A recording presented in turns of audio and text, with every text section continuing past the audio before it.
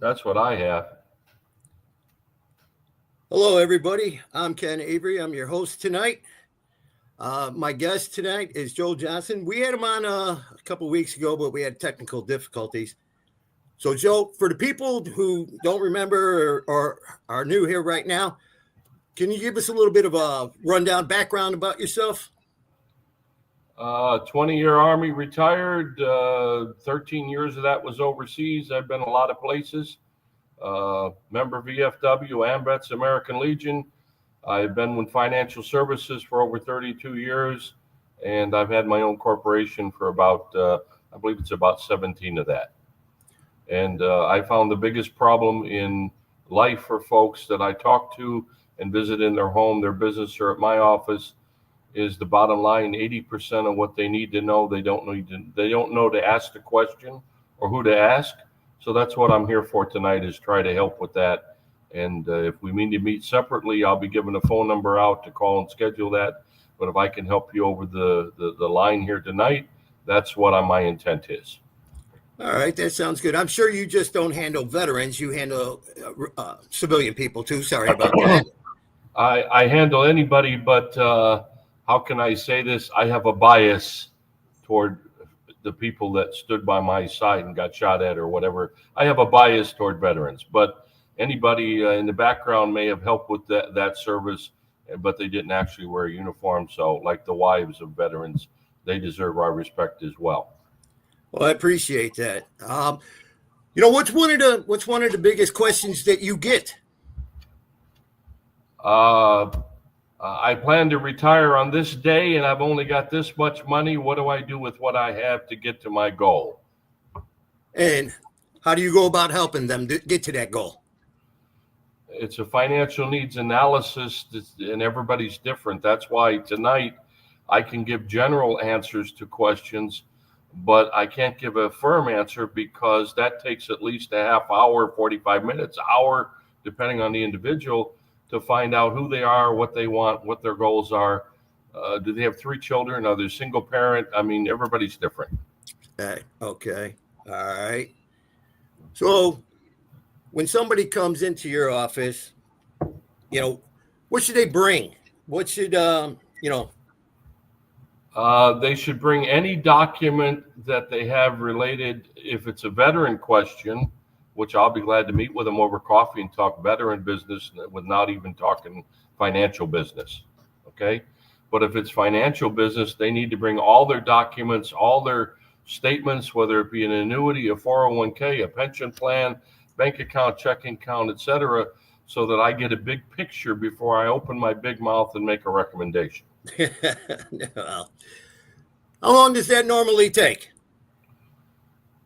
Depends on what they have. Right. I've got a claim coming for a client of mine of 20 plus years, passed away, and I'm meeting with the children, and they're from out of state. I'm licensed in more than one state besides Illinois, and she happened to be in Florida, and she says, with the conversation, I'm meeting her next week, and she says, I'm bringing a suitcase full of documents. So I'm meeting her on one day to get the documents and take 2 days to prepare. And then she's going to come back and find out what I found that maybe I need to help her with. Well, So it can be very short, 15 minutes, but average is about an hour, hour and a half. And sometimes I don't even do anything. There's so much stuff. I gather the information, take notes, do research, and prepare for a next appointment to talk about it and maybe make a recommendation or do something. all right. Big question that I get and is about wills. A lot of people don't have wills. And what's the benefit of having a will? Well, a will is your word, and especially if you write a letter of instruction with it, is your wishes. And if you die without a will, they call that intestate, and that means the state decides who gets what.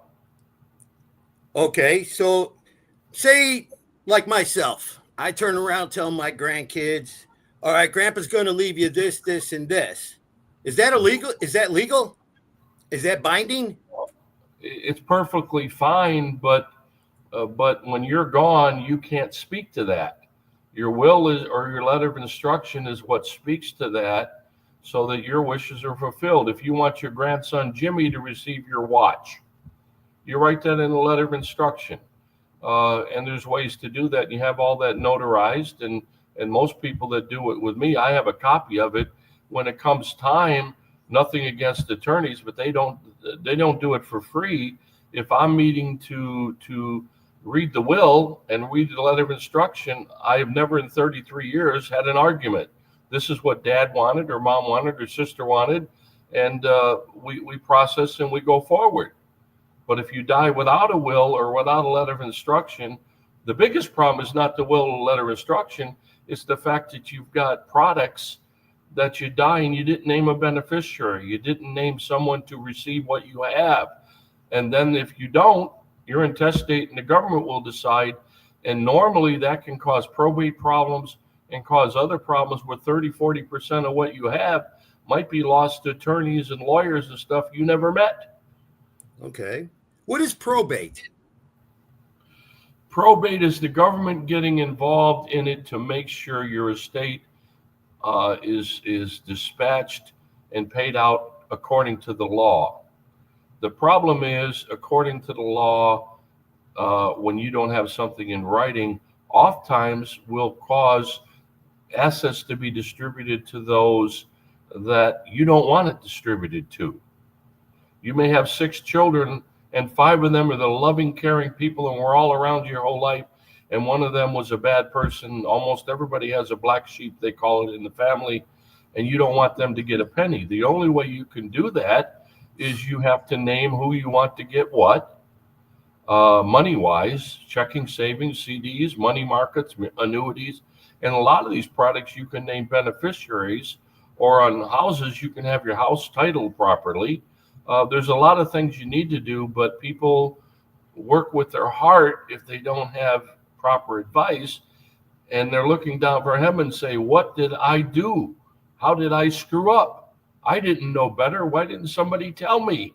Well, the problem is someone has talked with you that knows the questions to ask that you don't know to ask, and help you get ready for retirement, get ready for pension, get ready for death, get ready for everything so that your paperwork's done right and your wishes are fulfilled. Okay. Say, okay, like I'm a homeowner, all right, and God forbid something happens to me, and then my wife, she would take over the house. Is that, is there any legality in that? Say her name's not on the house. Well, even if her name is on the title, you need to have a will, and she needs to have a will where your will says she gets the house and the contents of the house, except for a special letter of instruction if you want your watch, your ring, your coin collection, your baseball card collection, whatever, to go to one or more people, then you do that. But in order for her to get it without somebody questioning and contesting, especially if she's not on the house, it could be that the brother-in-law says, he promised me the house when he died. Get out. Now you got a court battle, and nobody wants to have that. Well, that's where you come in and you do the paperwork and have everything set up. So there is no arguing. Well, I do the paperwork when it comes to all of the things that can name a beneficiary, or I give advice on titling. I can't do everything. I am not an attorney, so I cannot prepare a will. I cannot prepare a trust if it's appropriate. Most people do not need a trust. Attorneys do them just to make money because they're not needed. They're legal, but they're not needed. A will and then proper titling and proper beneficiary name takes care of all that, and then everything's distributed according to your wishes. No probate, and may limit the taxes if it's done properly. I know how to do that. But you need to have the will for property, and you need to have all your vehicles that allow you to name who's going to get what. It's done. In my career, I've had people that named Richard, I see here on your beneficiary for your $250,000 life insurance policy, I thought you only had a daughter. Who's Richard? Is that your son? He says, no, it's me. I said, Richard, you can't name yourself. It took me, it's a funny story that I'll tell in the house privately with somebody, but not All online. right. But Richard had himself named as beneficiary. How? Okay. Or they have mom and dad named as beneficiary because they were single then, and mom and dad have been gone for 15 years. Or they have a 3-year-old named as a beneficiary. Children cannot be paid. I cannot give a child 3 years old $250,000. Well, don't you have to have, I can't think of the word right now, an executor? Well, your executor can't give that child any money either. All right. You have to name somebody legal, a charity or an individual, to receive funds, whether it be from an annuity, a 401k, a pension. A lot of those vehicles allow you to name. And some pension people and 401k people say, oh, you don't know who today, we'll do it. You just contact me tomorrow. And 20 years later, you die. You got 800,000 sitting in your 401k, and you never named a beneficiary because you got enough going on in life. You forget. Where does that money go? It will have to go through probate and a judge with attorneys involved, and people will come and say, he promised me this and he promised me that. It's amazing how many people come out of the woodwork when there's money involved. Oh, And you're not here to say, I never told my grandchild he would get my 401k, but it's not in writing. If you did tell him, he doesn't get it. The state will decide according to the law, which means it goes by the closest, usually your spouse, and then your children, and then grandchildren, and so on and so on and so on. It goes by law, and that probably 9 times out of 10 is not your wishes, but you didn't name a beneficiary, so you got a problem, and so do they. You don't, you're gone, but you're looking down and you're not smiling, okay? right. Well, here's one for you. So you pass away, and who takes care of them taxes on your house and everything? Say you're the lone survivor of the house. Well, that's what you have to have a will for. Even if it's a spouse, you have to have a will, so it's clear cut who gets the property. And as far as like the lady that's coming up from Florida, because money was paid out to her estate, taxable, they have to do a tax filing for last year and for this year, because she passed away before she did her taxes. So they have to do it for last year and this year, a closeout for 2025 tax filing.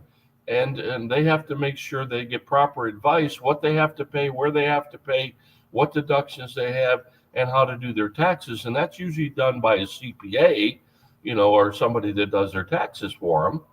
But I can tell them what to do and how to get the right information and what they should be looking for and what documents they're going to need. Okay. What else, as far as like our veterans,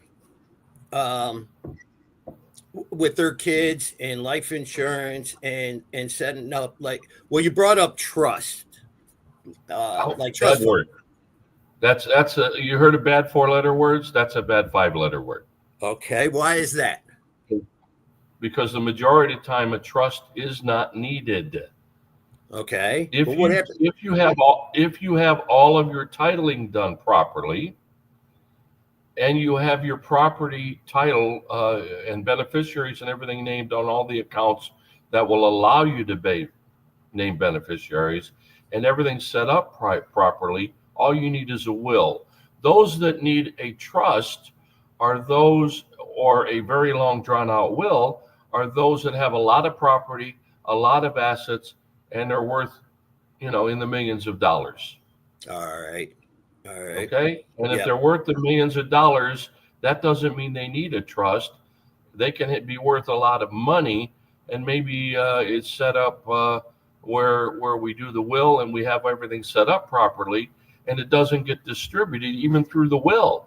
You have insurance, you have annuities, you have IRAs. None of that's distributed through the will, nor does it need to be listed in the will, because an attorney that wants to list it wants you to go to him or her to process the estate, and then they get paid and somebody else gets paid to do it who may not be looking out for your best interest. Now, as a financial planner, you have a lot of young kids out there nowadays. I am not a certified right, financial but planner okay, or a but financial planner, but with 30 some years experience, I think I know more than most of your financial planners do, but I that's can't claim that title. okay. Nor do Well, I charge fees. They charge what- fees. I don't. okay. Then, quick question: why don't you charge fees? Ethically, when I started this business a long time ago, there was a guy named Marv Silver, and he said the person across the table from you is your mother, your father, your brother, your sister, someone you love and care about, or yourself in the mirror. Do what's right. And I don't believe that I should charge you a fee to do business with you, and you get the caveat of the financial advice how to set your stuff up for free. I don't believe I should charge you a fee, which I could, and charge fees. But half of the fee, whatever I charge, goes to the financial service company, not even me. I'm going to charge you a fee that $1 that I get 50 cents of it, but you gave me your business 400,000 in money, and I wrote your insurance policies and everything else, and we have a family relationship, not a business relationship. That's what I like. My people are part of my family, and I treat them accordingly. And believe me, they treat me and invite me to birthday parties and weddings and everything else because I do what's right. And they know when they pass away. This lady coming from Florida, she called me made me aware of the passing, which was unexpected. The lady was only 63. Her mother passed away. And she says, Mom, one of the last things Mom said is, call Joel. Don't worry about anything. Just call Joel. And she made sure she had the number. So you're pretty much a security blanket for a lot of people out there. You take care of them. You make sure that everything's going is perfect for them. I see that. I like that. That's very nice. How many The veterans? idea is they don't have to fill out one piece of paper. And if there's phone calls to be made that I can't make for them, I can make the phone call. They call and give the person on the other end permission to talk with me. And I make sure what needs to be done is done because I speak the same language as the person at the company where they're talking to. They don't. So it makes things a lot easier for everybody. And basically all they do is sign the paperwork that I give them. And if there is a disbursement, the check goes to them, not to me. How many veterans, as far as coming to you and the difference between veterans and then like the civilian people, when it comes to wills and taking care of the kids and everything like that, how does that work for the veterans?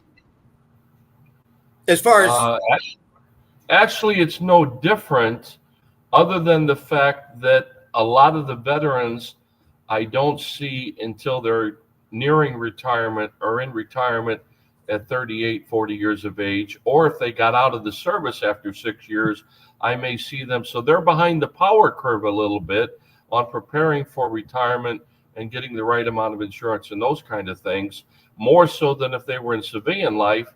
They're behind the power curve a little bit. The longer they serve, like myself, after 20 plus years, I was brand new to the opportunities of preparing for retirement, which it's not the same thought pattern as when you're on active duty. You have a completely different attitude and you don't have the same benefits of service, housing, et cetera, et cetera, et cetera. So it's a new world. So there's questions. How do I transition, and what do I need to do, and what do I have now, and what should I have? Those questions are different from a veteran than somebody who started working at 18 and I'm talking to them at 24, 25.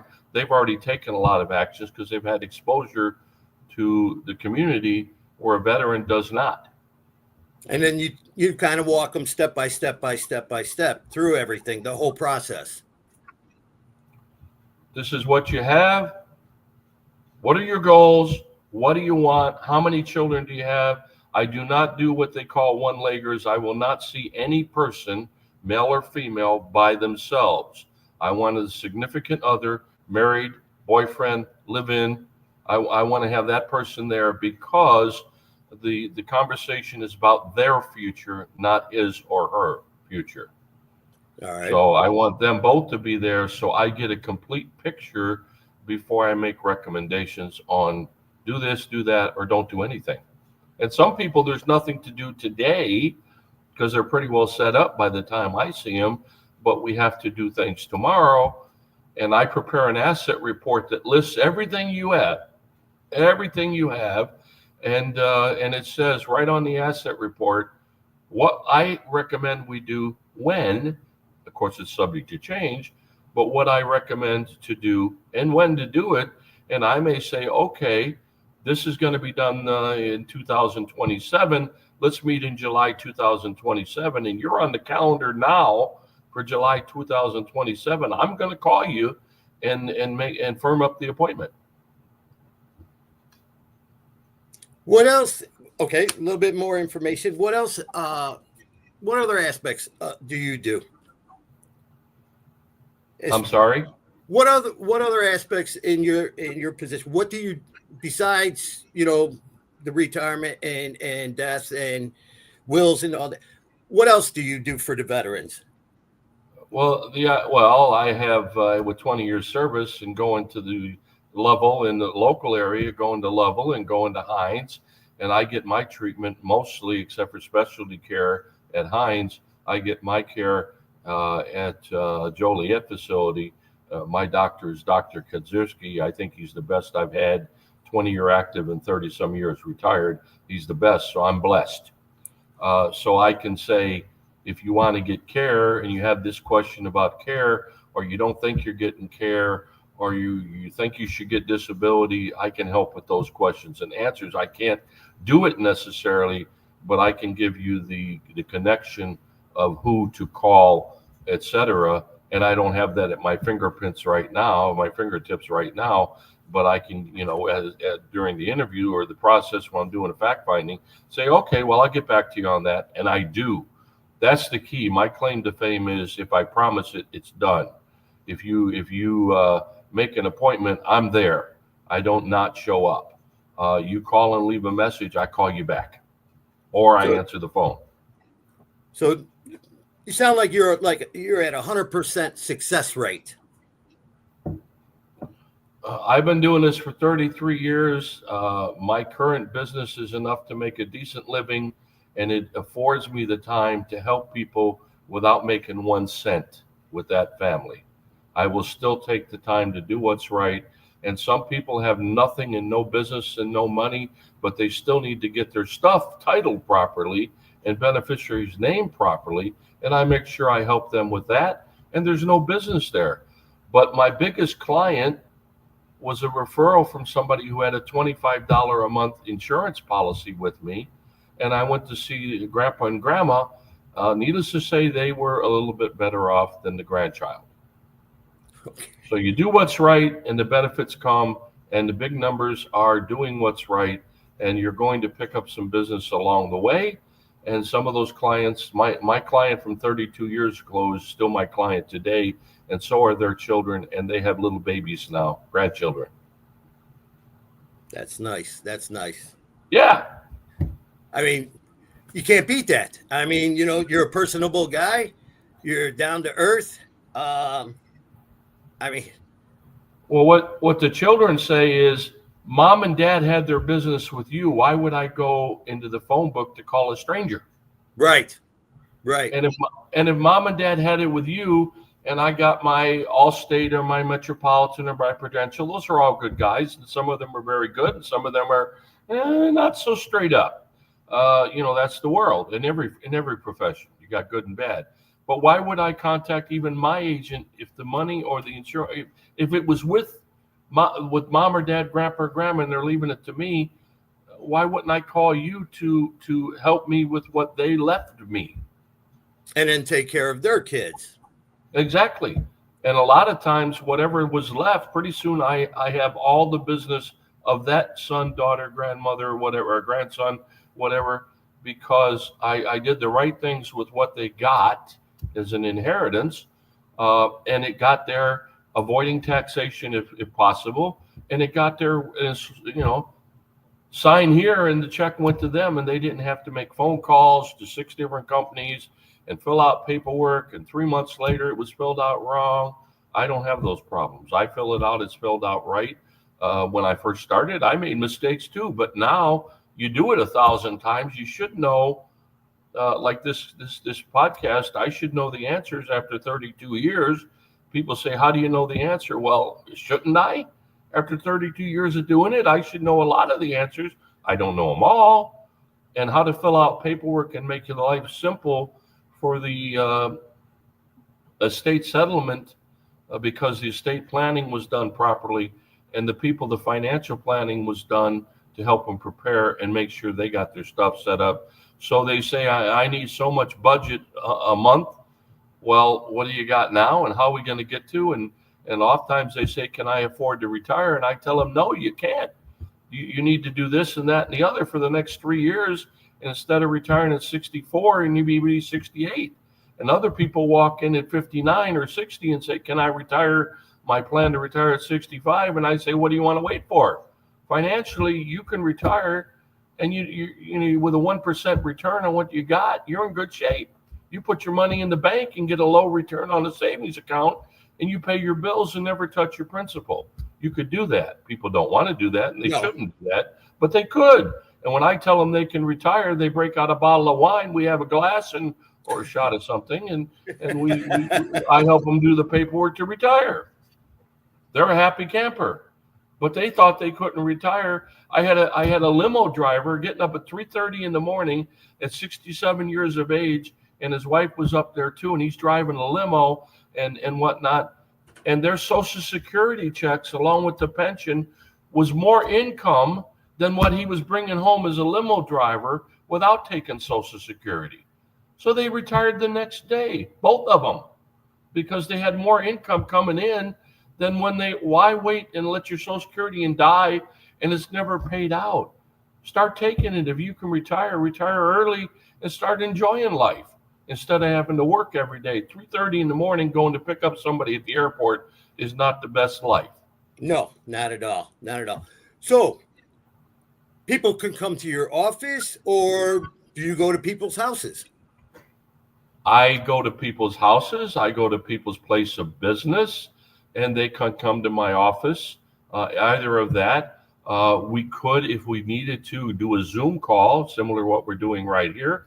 Do a Zoom call, and I could answer questions Zoom. I have clients out of state I do Zoom calls with, or we talk on the phone and we decide what we're going to do. If they've been a client already, or even if they're a referral, I can talk to them. I'm licensed in their state, and I can say, this is da da da da da da da on a Zoom call or over the phone, and then speakerphone, and then I send them the paperwork to sign. They mail it back, and I process it. We don't even have to ever meet face-to-face legally. We can do it through the phone, through the Zoom call, and through the mail.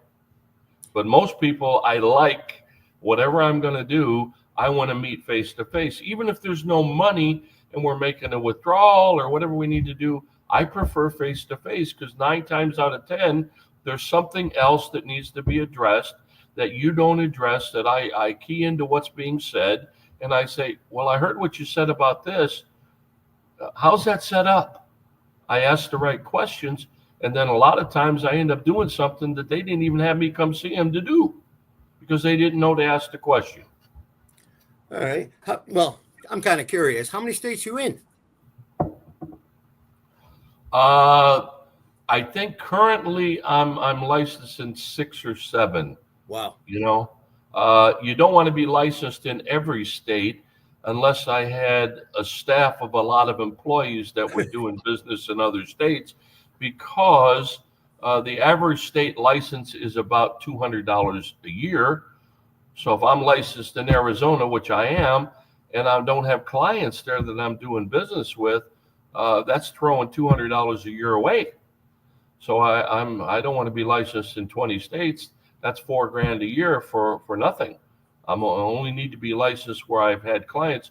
And the majority of the states I'm licensed in outside of Illinois are because they were here and they moved to the other state. They moved out of Illinois, and in order to do business with them and do transactions for them through the mail or otherwise, I have to be licensed in that state.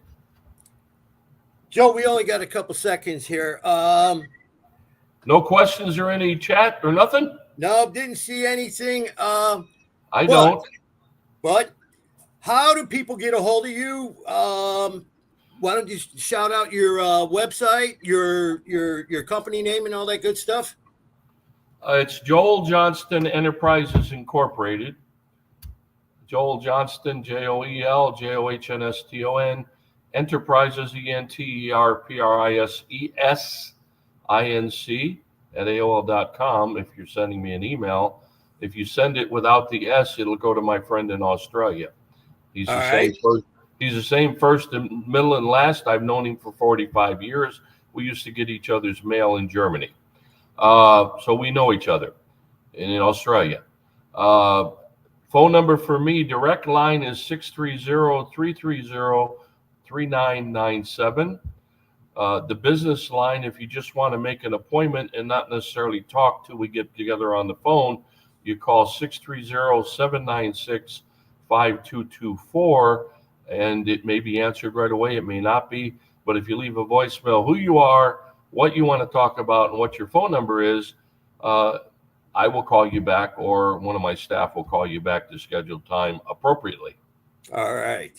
So the best if you really want to talk and ask questions right away and schedule something, you can call my private line. Normally, I don't give that to your client, right? And I've seen you and you're established and we're writing business and we're doing something. Otherwise, I get 100 calls a day and 150 emails a day as it is, but I'm offering that up to the people that are watching or may have questions from the podcast. Well, Joe, it's been fun. A lot of information. We're gonna have to get you back here, do a little bit more, because I think we just barely scratched the top of it. Oh.